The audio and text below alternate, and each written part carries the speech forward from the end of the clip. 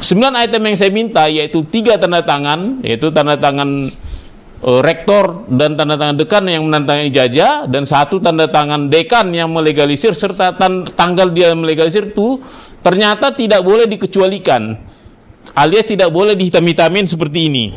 Ya, KPU mengeluarkan peraturan keputusan nomor 731 yang melarang, catat ya, melarang dibukanya 16 item syarat calon presiden, termasuk salah satunya adalah ijazah.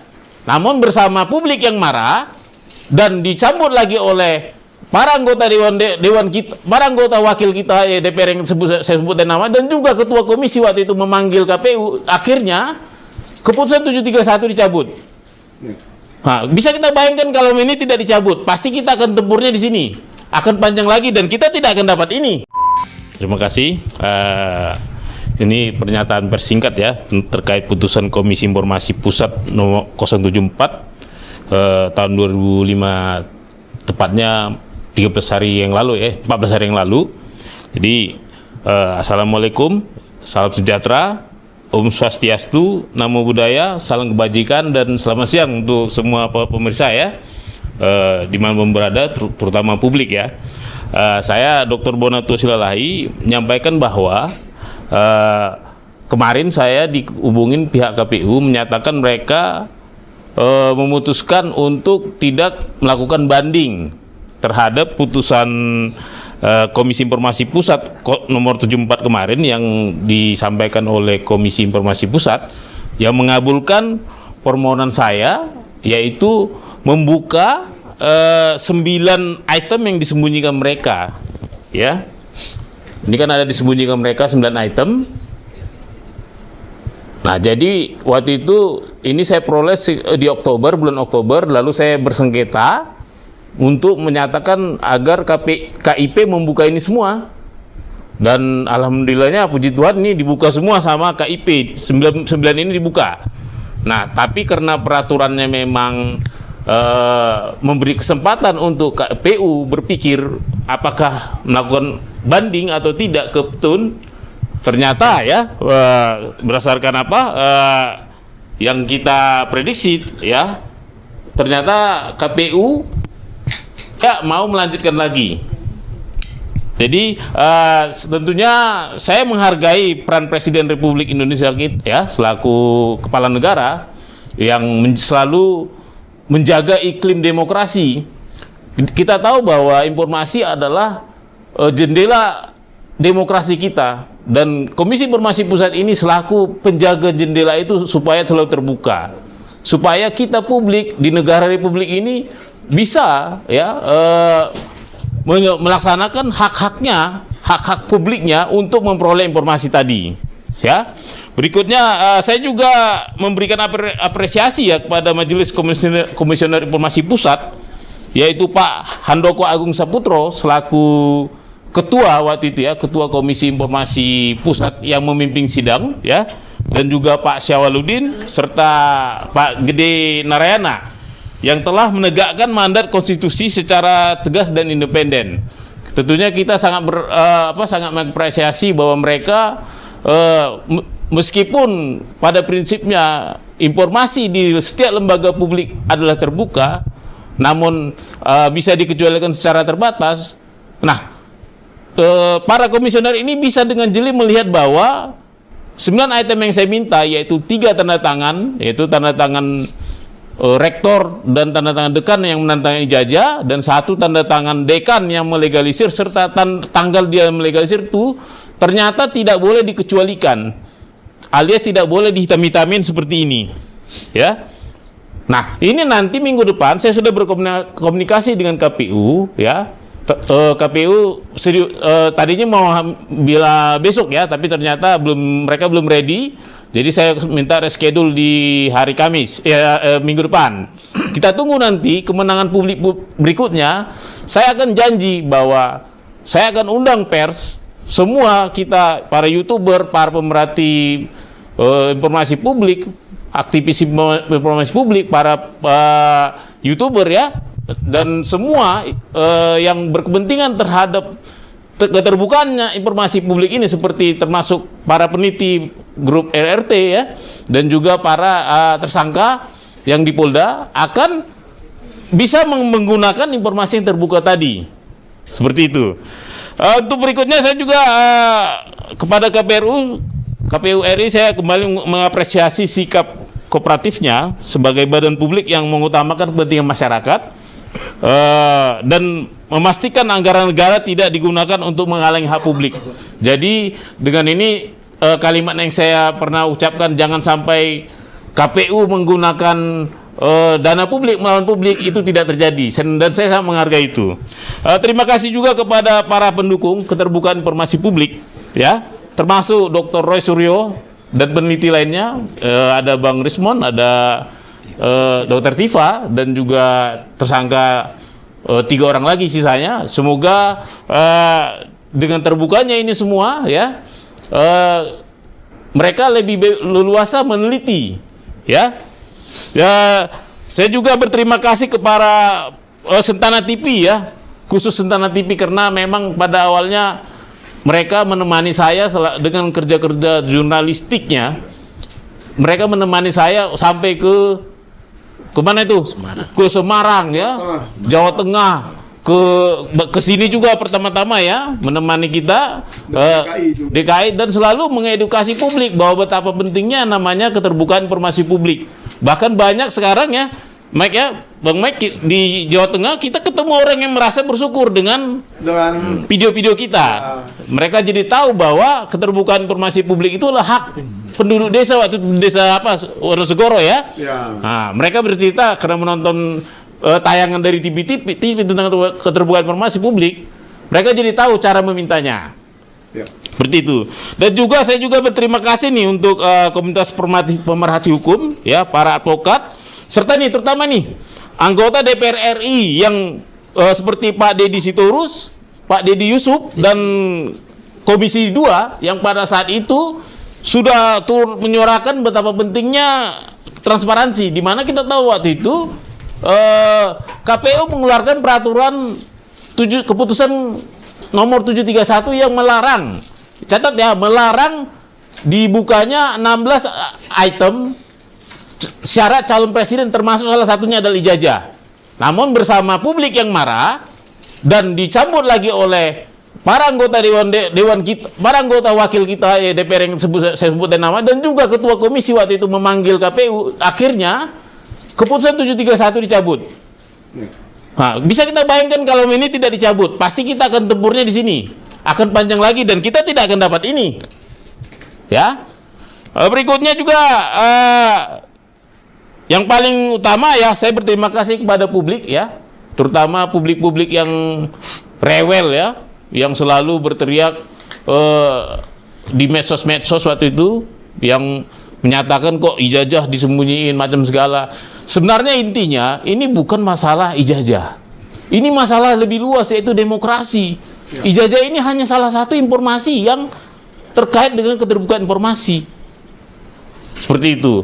Nah, saya juga sekarang sedang meminta salinan ijazah Pilgub DKI 2012 ya, serta Pilwalkot Surakarta tahun 2005 dan 2010, dan berharap KPU Provinsi DKI Jakarta serta KPU Kota Surakarta segera mematuhinya, agar nanti juga saya kalau boleh minggu depannya lagi kita bisa share ke publik ijazah yang dipakai tahun 2005 bagaimana, tahun 2010 bagaimana, tahun 2012 bagaimana 2004. Ya. Nah, untuk ini kan kebetulan maaf kata ya, saya kritik ini untuk Surakarta dan KIP Jawa Tengah, ada indikasi kita dihalang-halangin, ada indikasi kita dihambat. Ya, makanya bayangkan coba, mereka hanya mengasih seperti ini, diminta yang tim kita waktu itu, tim Akui yang dipimpin oleh Dr. M. Taufik, meminta ijazah tahun 2005 dan 2010, yang diberikan begini, yang nggak jelas buram, dan hanya tahun 2010 menurut saya, nggak dikasih tahu tambah keterangannya apa, ijazah tahun berapa. Ya, semoga nanti dengan suratnya yang saya berikan ini, saya sudah bisa disut supaya dibaca KPU Surakarta, saya baru memberikannya tadi ya. Mohon kiranya KPU Surakarta mengindahkan putusan KIP ini karena ini sifatnya sudah final dan mengikat. Artinya KPU harus KPU dimanapun di seluruh Indonesia harus mengikuti putusan-putusan yang ada di putusan KIP nomor 74 tadi. Ya.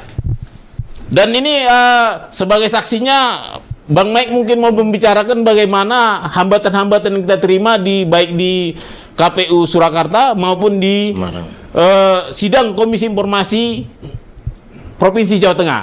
Silakan Bang Mike. Oh iya, mungkin pertama saya dari awal dulu Pak Bona ya, baru nanti ujungnya ke situ. Ya, saya ingin mengapresiasi Komisi Informasi Pusat juga ya, karena dari awal saya sudah sebagai seorang jurnalis, saya sudah tahu bahwa ijazah itu adalah dokumen publik. Ya, mau bagaimanapun disembunyikan, ujung-ujungnya pasti akan menjadi dokumen publik. Dan terbukti di KIP, ternyata KIP membela masyarakat, membela rakyat, dan sekarang siapapun gubernur, wali kota, presiden yang Anda inginkan ijazahnya atau apapun yang lain, SKCK, apalagi akte kelahiran dan seterusnya. Kemarin yang warga itu minta RAB, rencana anggaran biaya desanya. Minta RAB, ya, LHKPN. Anda harus tahu, misalnya kekayaannya Gibran Rakabuming Raka sekarang berapa. Itu bukan informasi yang dikecualikan dan jangan disembunyikan. Kalau Anda menyembunyikan itu berarti ada apa-apa tentang Anda. Nah, itu pertama.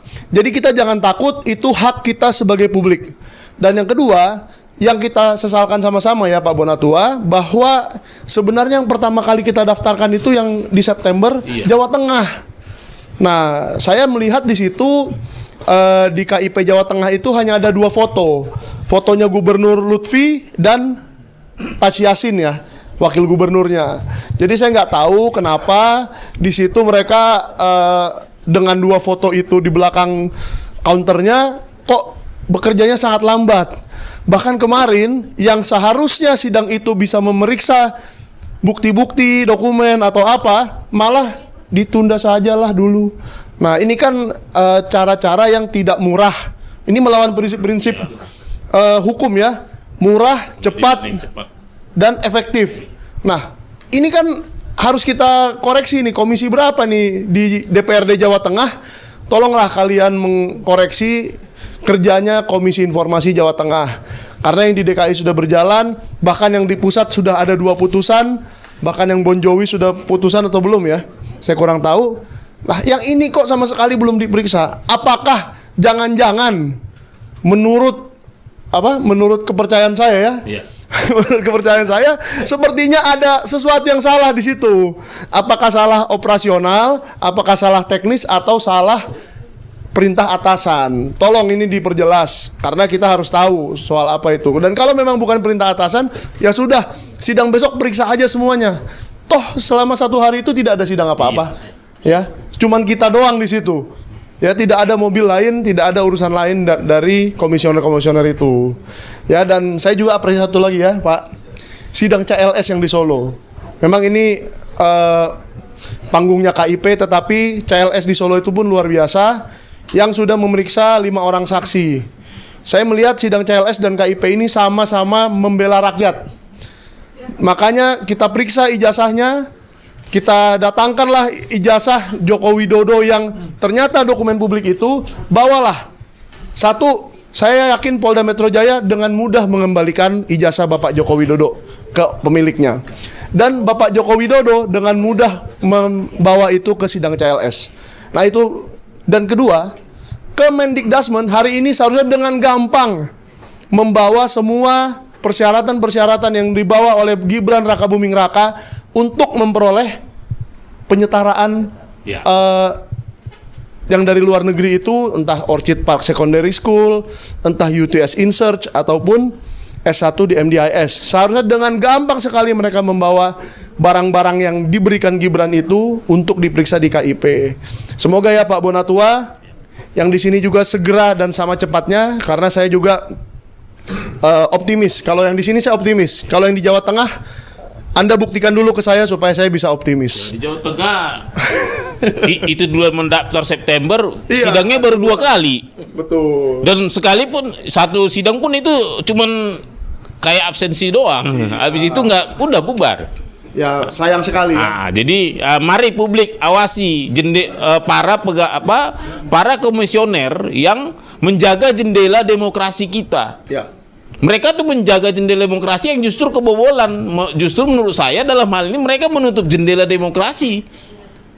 Bagaimana informasi begini saja mereka begitu, apalagi informasi yang kecil, misalnya kayak kemarin warga desa itu meminta data-data pembangunan dari kepala desanya. Ya, kalau begitu ya kita harus seperti tadi kata Bang Mike, mungkin DPRD Jateng itu Provinsi Jateng harus mengawasi, harus tanyakan mereka. Ya. Selama berbulan-bulan ngapain aja mereka sidang, berapa sidang yang mereka jalankan sehingga sidang kita ini hanya baru 2 kali disidangkan, dan itu pun terakhir baru sebentar langsung disuruh pulang, bubar. Ya. Salah lagi ya kemarin. Iya. Memberikan jadwalnya salah. Katanya Jumat, taunya entahlah. Nah, sekarang ini juga begitu. Sepertinya mereka kurang serius. Di undangan mereka buat harinya Jumat, tapi tanggal hari untuk hari Kamis. Itu balik. Iya, hari Jumat, tapi tanggal untuk Kamis. Begitu kita koreksi, kita tanya, ternyata yang benar adalah harinya Jumat, tanggalnya 6, hari Jumat. Jadi media-media tolong saksikan nanti. Tim kita kebetulan mungkin saya tidak bisa. Di situ ada, kita percayakan kuasa kita ke Pak Dr. M. Taufik supaya nanti pemeriksaan bukti ya bisa berjalan dengan baik. Tapi ingat satu lagi, semoga ini Pemprov Surakarta jangan lagi berdalih tidak bawa bukti, jangan berdalih tidak menyiapkan surat daftar bukti, karena nanti kalau mereka begitu juga ya bisa jadi komisioner KIP-nya bilang sidang ditunda. Ya. Ini kan aja trik-trikan ya, seperti itu. Ya. Nah, untuk yang sidang hari ini adalah sidang terakhir ya, yaitu pemanggilan KIP, Komisi Informasi Pusat, memanggil memanggil ahli tentang bagaimana sebenarnya proses ya memperoleh surat keterangan yang diperoleh oleh calon wakil presiden waktu itu untuk ikut pemilu. Ya, sebelumnya kan kita sudah panggil ahli kita yaitu Dr. Rismon. Saksi kita Dr. Rismon, kita juga sudah memberikan bukti. Nanti setelah sidang ini selesai, saksi ahli sudah didengar semua, baru kita masuk tahap kesimpulan. Setelah masuk tahap kesimpulan, 2 minggu lagi baru masuk ke putusan. Mari sama-sama kita kawal di sidang nanti ya. Kita buktikan apakah surat keterangan itu rahasia. Apakah surat evaluasi kenapa surat keterangan itu dikeluarkan rahasia. Ya. Padahal saya hanya meminta daftarnya, daftar apa-apa saja yang dinilai untuk mendapat surat keterangan itu. Saya tidak meminta data informasi spesifik. Ya. Tidak. Saya tidak meminta dokumen-dokumen yang dinilai, tidak. Seperti paspor, saya tidak minta itu ya. Saya hanya minta list, ada 10 item yang mereka harus evaluasi sehingga disimpulkan bahwa orang yang pemohon surat keterangan layak diberikan surat keterangan setara SLTA di Indonesia. Dalam hal ini ijazah dari Institut Riset ya. UTS Insert. Itu UTS Insert disetarakan dengan SMK akuntansi. Ya. Nanti mari kita saksikan bersama ya. Mungkin ada live juga ya, teman-teman. Ya, tapi saya tambahkan sedikit ya soal surat keterangan itu. Ini kan kita tidak bisa tinggal diam, ya. Pak Bona, bahwa Gibran Rakabuming Raka adalah satu-satunya pejabat publik di Indonesia ini yang ijazahnya tidak ada di KPU. Hanya surat keterangan selembar. Jadi saya rasa itu secara netral ya, secara objektif, saya rasa itu adalah hak publik untuk mengetahui ijazah apa yang menyebabkan itu keterangan terbit. Nah, tetapi kalau kita hanya disuguhkan dengan seperti tadi Pak Bona bilang, alasan-alasan dan segala macam narasi-narasi, saya rasa masyarakat tidak akan puas. Dan harus Kemendikbudrismen memberikan surat atau bukan surat keterangan itu, tetapi ijazahnya. Ijazah apa yang dia berikan yang berlogo UTS Insert sehingga keterangan itu bisa terbit. Barulah rakyat akan puas. Baik, itu saja, sudah ada kode.